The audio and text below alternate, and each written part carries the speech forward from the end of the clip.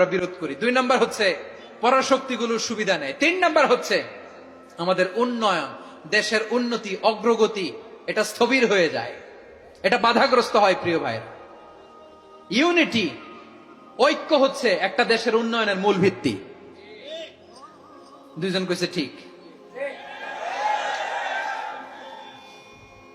এদিকে এখন কয়েকজন কইছে ঠিক।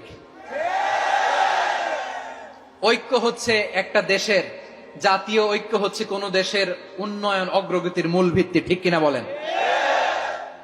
Unity, unity of a country, এটা হচ্ছে একটা সাস্টেইনেবল ডেভেলপমেন্ট, সোশ্যাল স্ট্যাবিলিটির জন্য এটা অনেক গুরুত্বপূর্ণ। এজন্য বিরোধের কোন স্থান আমরা দিব না, আমরা ঐক্যবদ্ধ থাকবো ইনশাআল্লাহ বলেন। আর কখনো কাউরে কাফের বলে গালি দিবেন? তুই জাহান্নামী বলবেন? ঝগড়া লাগলে লাগাই দিবেন? তাহলে কি করবেন? মিলায় দিব। আওয়াজ করে বলেন, কি করব? প্রিয় ভাইরা, এই বিরোধ গত 50 বছর তো আমরা দেখেছি। ধর্মীয় অঙ্গন বলেন, সামাজিক অঙ্গন বলেন, রাজনৈতিক অঙ্গন বলেন, এই বিরোধ আমাদেরকে শেষ করে দিয়েছে। এই 24-এর ছাত্র নাগরিক অভ্যুত্থানের পরেও যদি সেই বিরোধ আমাদেরকে খায়, তাহলে এতগুলো তাজা জেনজির রক্ত বৃথা যাবে। চিল্লায় বলো ঠিক কিনা? আমরা এই রক্তগুলো কি বৃথা দিতে চাই না, বৃথা যেতে দিতে চাই না। আমরা ঐক্যবদ্ধ থাকতে চাই। রাজি আছেন? আমরা আর কাদা ছড়াছড়ি করব না। অনেক হয়েছে আন্না, এবার থামুন। অনেক হয়েছে আন্না। প্রথমেই আমি এদেশের সম্মানিত আলেম সমাজকে বিনয়ের সাথে অনুরোধ করব, আসুন আমরা ঐক্যবদ্ধ হই। আজকের এই পেকুয়ার ঐতিহাসিক তাফসীরুল কোরআনের প্রোগ্রাম থেকে আমি সম্মানিত আমার মাথার তাজ ওলামাদেরকে জাতীয় ঐক্যের আহ্বান জানাই। পেকুয়ার এই ঐতিহাসিক তাফসীরুল কোরআনের প্রোগ্রাম থেকে আমি আমার সম্মানিত রাজনৈতিক ব্যক্তিবর্গদেরকে জাতীয় ঐক্যের আহ্বান জানাই। অনেক হয়েছে আন্না।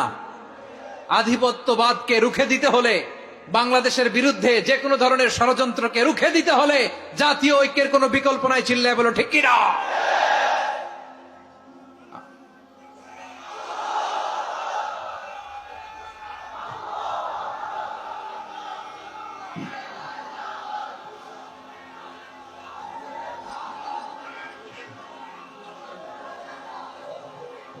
আমার প্রিয় ভাইয়েরা, আমার ভাইয়েরা, আর কাদা ছড়াছড়ি করব না ইনশাআল্লাহ বলেন। আল্লাহুম্মা ফারশাদ। আল্লাহ তুমি সাক্ষী থাকো, আল্লাহ তুমি তৌফিক দাও। আওয়াজ করে পড়েন আমিন। আর একে অন্যকে কাফির বলে গালি দিব না, ঠিক কিনা বলেন? রাজি আছেন? ধ্বংস করে দিয়েছি আমরা আমাদেরকে। আপনারা হালাকু খানের নাম শুনেছেন? মঙ্গল অধিপতি হালাকু খান বাগদাদের আমাদের বিশাল দারুল হিকমা লাইব্রেরিকে ধ্বংস করেছে। 10 লক্ষ মুসলমানদেরকে কচুকাটা করে গণহত্যা করেছে। জানেন, আমাদের সভ্যতা সূতিকাগারের কেন্দ্রবিন্দু ছিল বাগদাদ। ইরাকের বাগদাদে যেদিন সে রক্ত নিয়ে হোলি খেলা করে, রক্তের হোলি খেলা যেদিন হয়, ওই দিনও বাগদাদে বাহাস চলতেছিল। আমাদের বাহাস কি চলতেছিল? আপনাদের এলাকায় বাহাস আছে? এই প্রচলিত বাংলাদেশে যে বাহাস, এটার সাথে ইসলামের কোন সম্পর্ক আছে? এই পর্যন্ত বাহাসের পরে পরাজয় বরণ করছে এরকম কোন দল আপনারা পাইছেন? আমি পাই নাই। প্রত্যেক দলই বাহাসের পরে সংবাদ সম্মেলন করে বলে, আমরা জয়লাভ করিয়াছি, ওনারা পালাইয়া চলিয়া গিয়াছেন। আছে না নাই? কারণ সত্য জানার জন্য, সত্য মানার জন্য আসে না তো, নিজের জ্ঞান জাহির করার জন্য বাহাস করে। বিপক্ষ দলের আলেমকে ছোট করার জন্য বাহাস করে। এই বাহাসের স্থান ইসলামে নাই। চিল্লায় বলো ঠিক কিনা?